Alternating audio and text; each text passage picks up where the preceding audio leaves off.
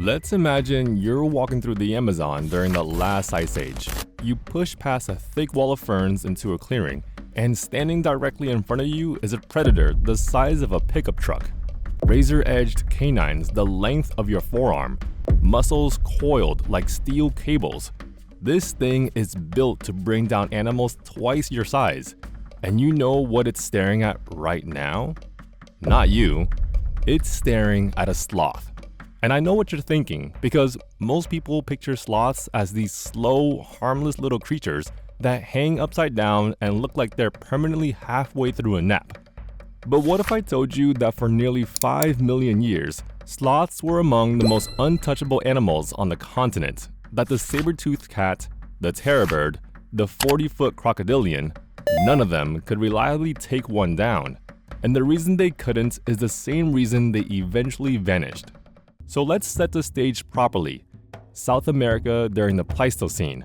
This is an ecosystem that, honestly, reads like someone designed a continent specifically to kill things.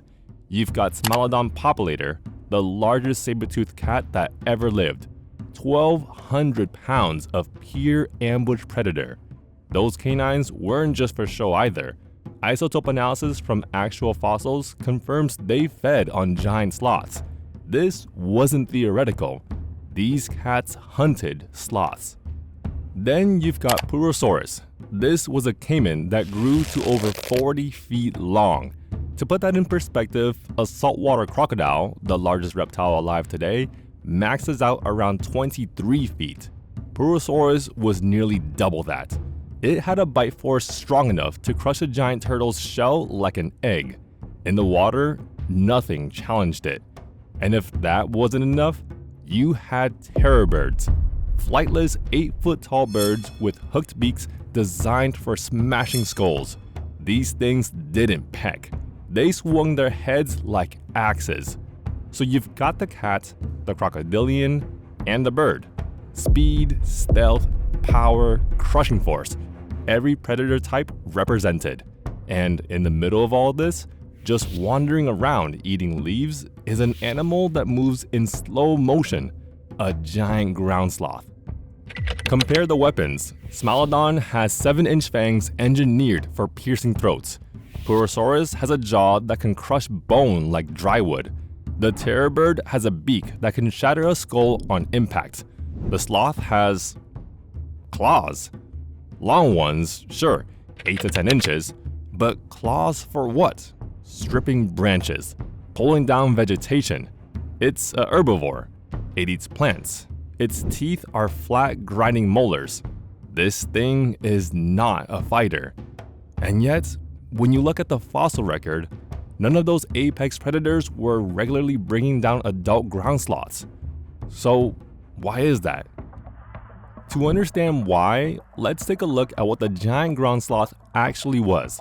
The largest species, Megatherium americanum, stood 15 feet tall when it reared up on its hind legs. That's taller than an African elephant. It weighed over 4 tons. And yes, these guys are all real. This is not some exaggerated paleo art fantasy. This animal walked the same ground we walk today. Now, here's the part that seems like a contradiction. How does an animal get to be the size of an elephant while eating nothing but plants and moving at the speed of a traffic jam? The answer is in how it processed food. Sloths have a 4-chambered stomach. This isn't like a cow's exactly, but the concept is similar. It's a fermentation chamber. Food sits in there for days, sometimes weeks, being broken down by bacteria. What this means is the sloth can extract nutrients from plant matter that other herbivores can't touch. Tough, fibrous, low-quality vegetation that a deer or a horse would starve on, the sloth turns into fuel. But this is where it gets interesting. That slow digestion isn't a weakness, it's the entire strategy. In the Amazon, everything runs in fast forward. Chemical reactions speed up. Plants grow faster. Animals breed faster. And the predators, they're burning energy at an incredible rate. Smilodon has to eat, and eat often. A missed hunt isn't just a bad day, it's a step towards starvation. The ground sloth doesn't have that problem. It needs roughly 3 times less food than any mammal its size should require. Its entire body is built around energy efficiency, slow metabolism, slow movement, maximum calorie extraction from minimum input. In an environment where every other large animal is constantly one failed hunt away from collapse, the sloth is just fine. Always fine. And then there's the shelter situation. Across Brazil and other parts of South America, researchers have documented thousands of massive tunnels, paleoburrows, carved directly into rock. Some of these are big enough to drive a car through. For centuries, people assumed they were caves or maybe ancient human constructions. They're not. They were dug by giant ground sloths. Think about what that means. An animal that weighed 4 tons, armed with 10-inch claws, spending entire generations excavating tunnel systems into hillsides. These weren't just places to sleep. They were bunkers. A saber-toothed cat cannot follow a 4-ton sloth into a tunnel it carved into solid rock. A terror bird cannot ambush something that retreats underground. Pleurosaurus can't even get to it. The burrows are far from water. The sloth's entire existence was a form of passive immunity. It didn't need to fight predators because it had out-engineered them on a metabolic level. It simply couldn't be starved out, couldn't be ambushed, and couldn't be reached. And no, those claws weren't just for digging. When a ground sloth reared up 15 feet tall and swung an arm tipped with 10-inch claws, that was a weapon. But honestly, it almost never needed to use them that way. The size alone, a 4-ton animal standing taller than anything else moving, was usually enough. Predators learn. They learn what's worth the risk. And the ground sloth, despite being an herbivore, despite being slow, despite looking like it should be a walking protein shake for any predator that found it, was simply not worth it. They earned that, 100%. But anyways, there's a bigger question here. How does a sloth even get that large in the first place? Funny enough, this is one of the few things in paleontology where we have a pretty clear answer, and it goes back to something I mentioned earlier, the Amazon itself.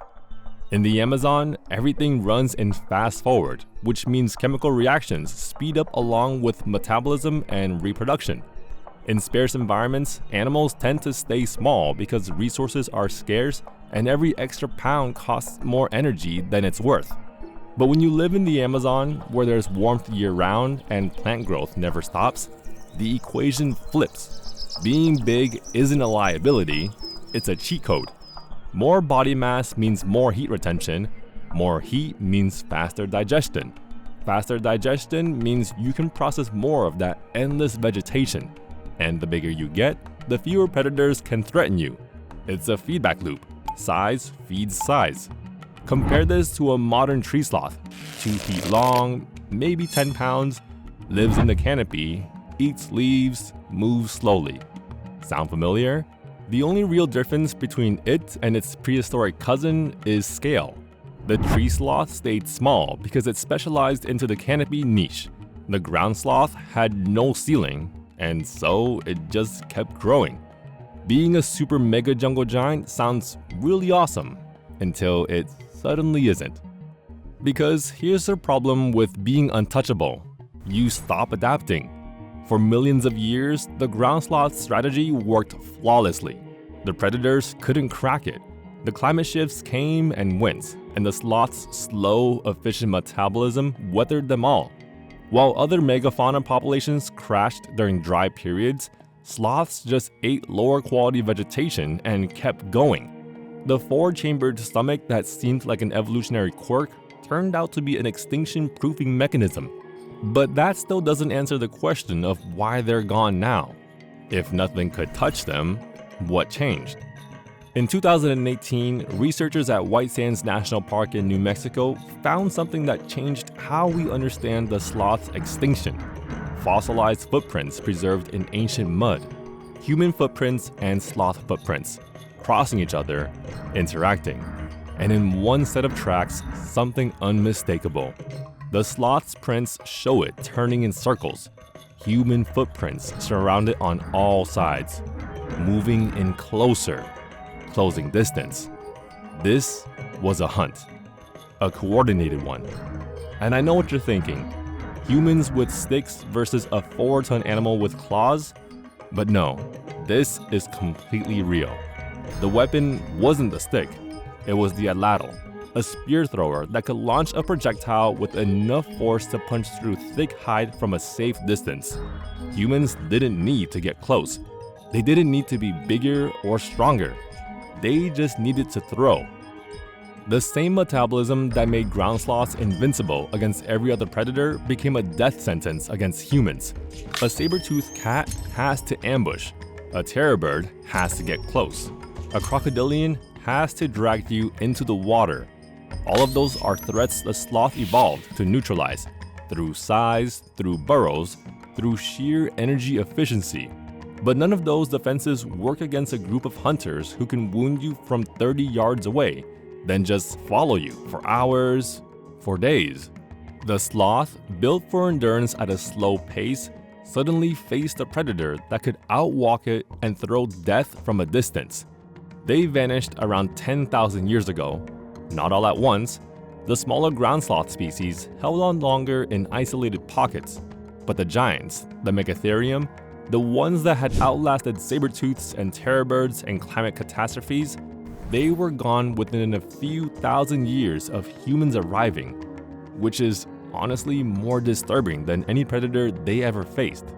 Nothing in the sloth's 5 million year history prepared it for an enemy that didn't need to win a fight. It just needed to land one good throw and then wait. But here's the weirdest part. The sloth is still here.